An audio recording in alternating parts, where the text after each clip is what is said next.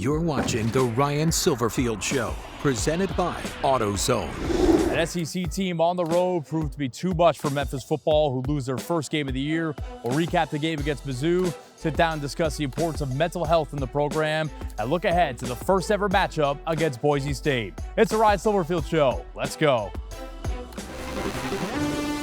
The game is on. The Ryan Silverfield Show is presented by AutoZone. When you've got car trouble, you want help from number one. So if you've got a battery problem, head to AutoZone, America's #1 battery destination. Get in the zone, AutoZone. And by Conway Services, the official HVAC partner of Tiger Athletics. Chick-fil-A, we didn't invent chicken, just the chicken sandwich. RJ Young, technology solutions that power your business. Tennessee Lottery, turning dollars into dreams. It's tough to go on the road against an SEC team, and the Tigers fall for the first time this year. Hi, everybody. I'm Dave Woloshin. And I'm Doc Holliday. The M Tigers, our M Tigers, losing to those M Tigers. A battle of undefeated Tigers. 3-0 Memphis traveling to St. Louis to take on 3-0 Missouri. Mizzou leads the all-time series 3-1 coming in. First Mizzou drive of the game off the play fake. Brady Cook was questionable to play with a knee injury, showing no ill effects here. Hits Marquise Johnson on the bomb. 76-yard touchdown. Early statement made by Mizzou. They take a 7-0 lead. Now a 7-3 game late first quarter. Memphis recovered a Mizzou fumble. On 4th and 2, Ryan Silverfield decides to go for it.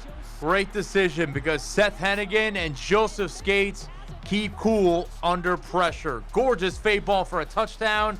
Just like that, it's 10-7 Memphis, and Skates is fired up. Now jump ahead to the second quarter. Mizzou at the Memphis 1-yard line. Easy work for Nate Pete, who breaks the plane from a yard out. Mizzou back in front, 14-10. Third quarter now, Mizzou up 24-10. Memphis needs an answer, and they go to their star. I'll say it again and again. Blake Watson is that dude. Bounces off a defender and finds Pater. 13-yard touchdown, 5th of the season for him. It's a 24-17 game. Late fourth quarter, Memphis looking for a stop. Instead, Cody Schrader explodes in the open field. He's gone. 37-yard crib call. Mizzou up 2 touchdowns with under 3 to play. Looks like the dagger, but not so fast, my friends, because Hennigan led the troops on a march down the field. He connects with Kobe Drake on a 21-yard touchdown. 34-27 game with 1:21 left and all 3 timeouts left for Memphis. They tried an onside kick, didn't get it, so they can't let Mizzou get a first down. But Schrader shows off that speed again as he moves the chains. Valiant effort by Memphis, but they fall in the gateway to the West. 34-27, their first loss of the season. Here's Coach Silverfield postgame. Obviously a disappointing loss. We had the opportunity to go out there and compete at a high level against a very good SEC opponent in an away game, and we came up short. It wasn't good enough.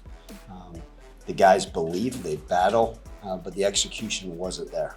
And I think, post-game in the locker room, I asked the guys, I said, I hope you all believe just as much now, if not more, than you did pregame. Because before the game, every single one of our guys in the locker room had great faith that we'd come out here victorious and we'd go out there. We fell short.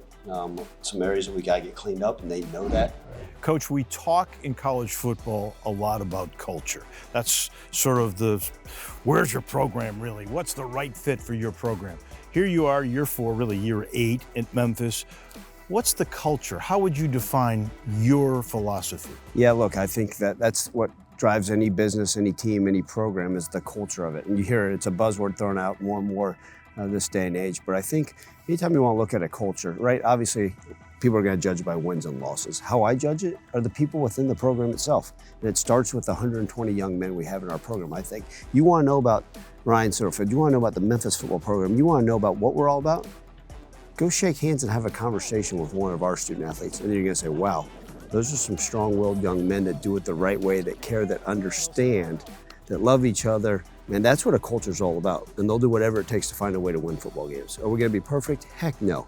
But I think when you talk about that, it starts with the young men within our program. We have so many other people involved in our program that help out on a day-to-day basis. Credit to all of them. But I think that's where you start when you're talking about culture. What traits do you want your players to have, especially when you go looking for recruits to bring them in?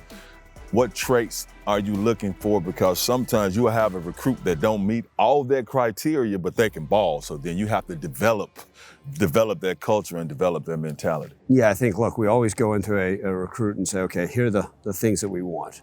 And it's no different, right? When somebody's looking for a mate, they may be saying, hey, I want this box checked. Nobody checks all the boxes. There's no such thing.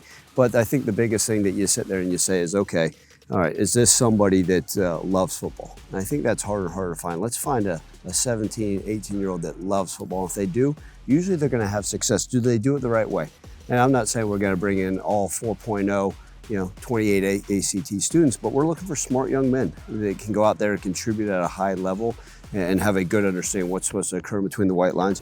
And then thirdly, hey, do they fit with what we want? We've sat down with some guys that may have been 4-star guys that say, okay, hey, this guy just doesn't fit what we want. If you can know when you sit down with an individual, look him in the eyes, is this really somebody that I want part of our family?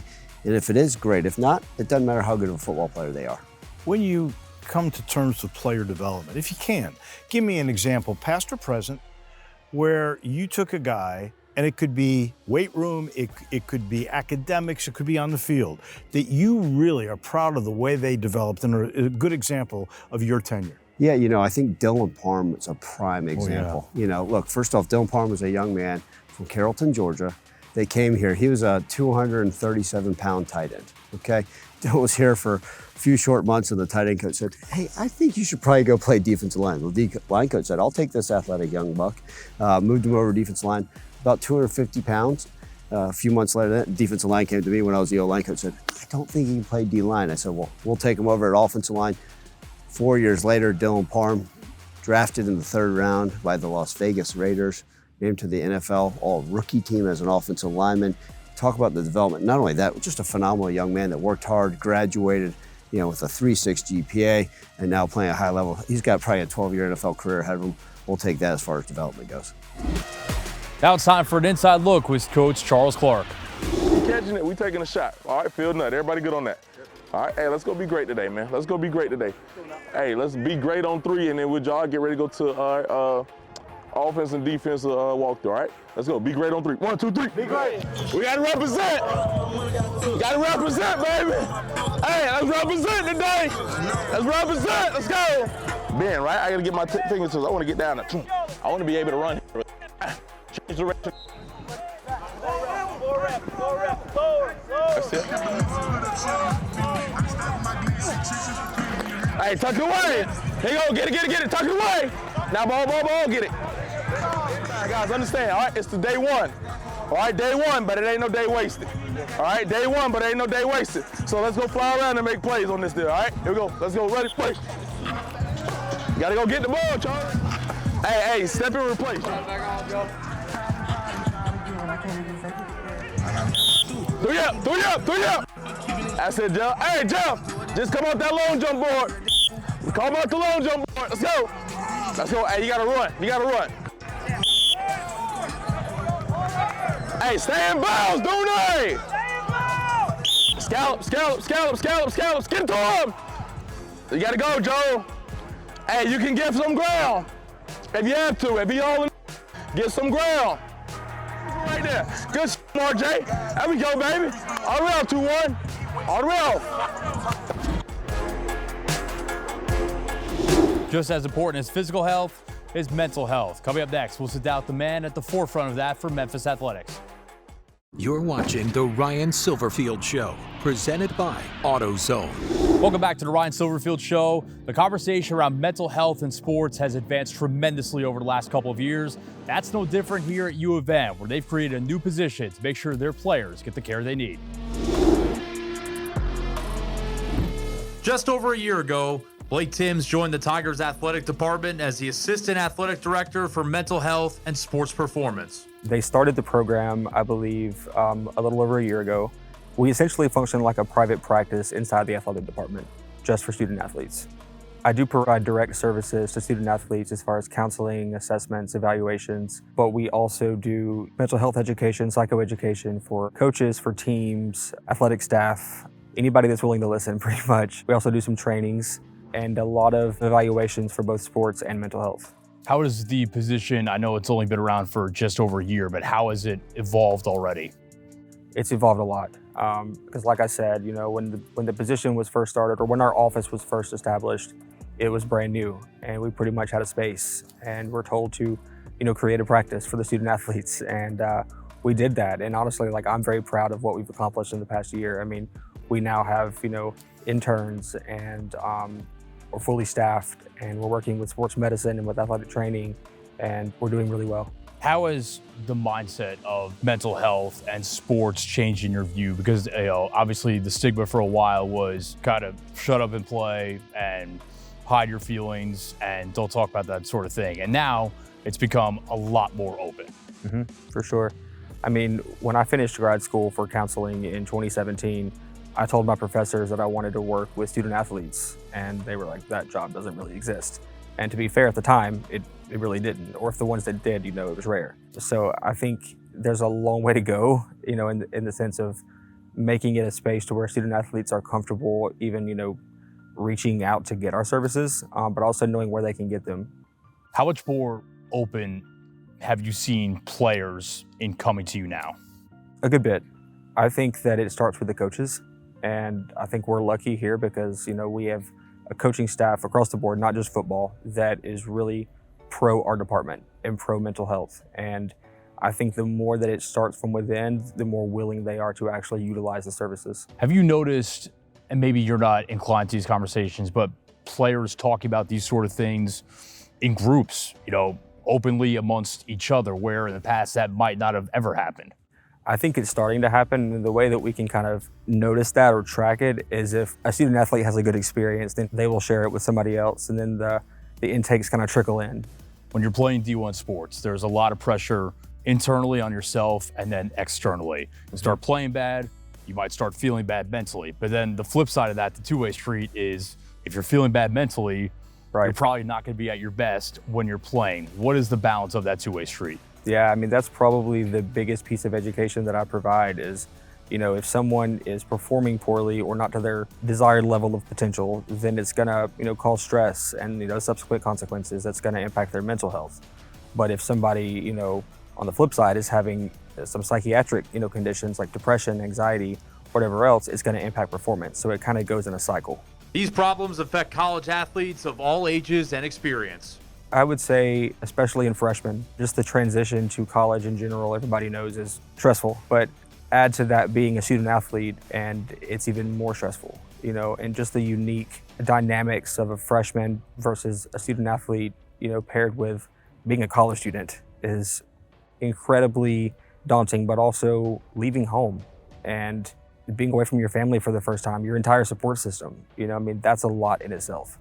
And we see that a pretty good bit in freshmen, but also we see it just in student athletes who are homesick in general, or just kind of weighed down by the stress of day-to-day life. The other thing that I would say is really prevalent is in upperclassmen, especially the ones that are pretty sure they're not going to play professional sports at the next level. They kind of run into this wall of like, okay, what's next? Like, I know my time here is running out, so what's next? It's the fear of the unknown, which, if you know anything about anxiety, is a nightmare. So anybody who has anxiety knows they want to know the plan, right? So the fear of the unknown, what am I going to do next once this chapter is over, can be crippling. The goal for Tim's and his staff, be there for their athletes whenever they need it. We just recently revealed our new scheduling system, and we kind of made it really, that's the motto of our office, is to be accessible, available, and visible, right? So we created QR codes and scheduling links to make it very secure, but also very private. And the goal is to have a way for the student athletes to schedule with us without them having to ask anybody where to go, right? Like, we want them to know us. We don't want it to feel like they're going to a therapy appointment. We want it to be, I'm going to have a conversation with Blake or with one of our interns or whoever else, right? Because that way it kind of is less of like, if they know who we are, then it's not just some random person that they're going to meet with for mental health concerns, right? So we're looking to make it in a sense to where they can just walk in the locker room, scan a QR code, and schedule an appointment. And we're also offering walk-in hours that's going to be really beneficial as well. September is National Suicide Prevention Month. I guess what would your message be for anyone who is maybe hesitant to reach out, going through a tough time? A lot of people do not reach out for the fear of it going poorly or it resulting in a really drastic outcome, and I say this at the beginning of every session, please do not be afraid to tell us, we are going to handle it in the most ethical way we can and also try to keep the person safe, right? So the goal is to never pass somebody along to the next place to get treatment, right? I mean, we're going to do what we have to do to keep somebody safe, right? Obviously, but I never want somebody to fear telling myself or any of our clinicians what's really going on, because that's the only way you're going to get help. And that's the only way that hope's actually going to be made available. Coach, there's a relatively new but very important conversation about players' mental health, how you determine it, what you do. What are the answers? Yeah, I think one of the biggest things is to bring it to the light, right? We talk to our players all the time. Let's have these discussions. If there's any issues going on, please talk to us, talk to someone that can help you, right? We want to end that stigma. Mental health is a concern, and we're there for our student athletes. The University of Memphis has done a phenomenal job for all their students. The athletic program has brought it to the light and said, okay, how do we help out our student athletes? They've hired employees that are there to help day in, day out. We have a care team within our football program of individuals that can get to these players, to the right person, maybe for a discussion, whatever mental health needs they mean. And it's so important, right? We talk to our guys, whatever we can do to help them in any way, shape, or form, we are there for them. And Coach, I want to salute the University of Memphis for doing that, because I've said it for a long time. Playing here and playing on every level, you have players that are suicidal, man. They're dealing with all kinds of family issues, not getting any playing time, having to switch positions, school. Just talk about what made you all make the decision to come in like, okay, we need to address this, because it kind of gets ignored. Now, I'm so glad it's an important part of what we do on a day-to-day. And we talk about it, and I think, with the university saying, okay, this has to be one of the major things we focus on, they've really done a phenomenal job of addressing it. The original mid-major power makes their first trip to Memphis next weekend. We'll preview Boise State coming up next. You're watching The Ryan Silverfield Show, presented by AutoZone. Let's take a look at the AutoZone road ahead. Coach, Boise State, the first of 4 games, which is interesting, against 2 pretty good brands. How did this thing come about? Well, I think we always look about, hey, how can we play new opponents? What's exciting for the fan base? And, over the years, you look at some of those top group of 5 teams. Boise State was the example, right? They were the prime. That's what everybody wanted to be. Hey, how do you get your program to be like theirs? Even when we came to the University of Memphis, wow, maybe one day we could be like Boise State. We're talking about a team that played in some major bowl games, had some huge wins, a lot of success. And as we're looking at scheduling, and we talk about the challenges of that, we said, okay, well, there's an open date in 2030 and 2031 for the original schedule. So for all of us that will still be around then, that's going to be a heck of a matchup. But we were able to find room in our schedule to get it on. I think it just made sense. And when you look at a brand like Boise, players get a little bit more amped to beat a team like that. Yeah, I think it's one of those deals. You talk to recruits, you talk to our players, man, Boise State on the schedule, because I think everybody knows the type of program they've had, what they've done. It's a national brand. I think it's going to be a huge game for us here at home. That was tonight's AutoZone Road Ahead. AutoZone, America's #1 battery destination and official sponsor of Tiger Athletics. Get in the zone. AutoZone. You couldn't ask for a better first-time matchup. Back with a wrap in just a minute. You're watching The Ryan Silverfield Show, presented by AutoZone. Thanks so much for watching. Next week, a big one. We'll talk Tulane. The Ryan Silverfield Show is presented by AutoZone. When you've got car trouble, you want help from #1. So if you've got a battery problem, head to AutoZone, America's #1 battery destination. Get in the zone. AutoZone. And by Conway Services, the official HVAC partner of Tiger Athletics. Chick-fil-A, we didn't invent chicken, just the chicken sandwich. RJ Young, technology solutions that power your business. Tennessee Lottery, turning dollars into dreams. This copyrighted telecast is an exclusive presentation of Learfield under the broadcasting rights granted by the University of Memphis. Reuse of this presentation is prohibited without the expressed written consent of the University of Memphis and Learfield.